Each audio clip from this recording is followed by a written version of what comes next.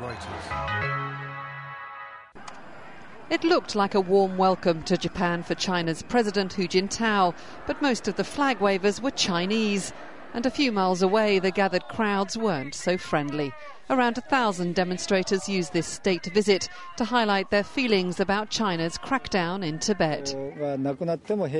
China continues using military power against people, even if they die. I'm here to tell Chinese President Hu that what they do is wrong.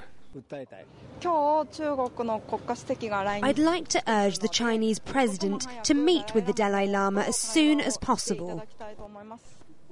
In fact, an envoy to the Dalai Lama has been doing just that in southern China.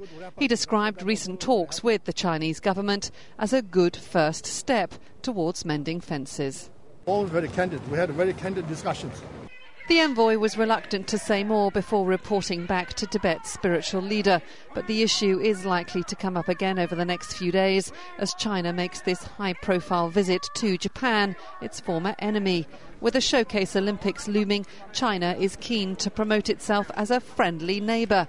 Many in Tibet are now hoping for a similar approach to those at home. Sonia Legg, Reuters.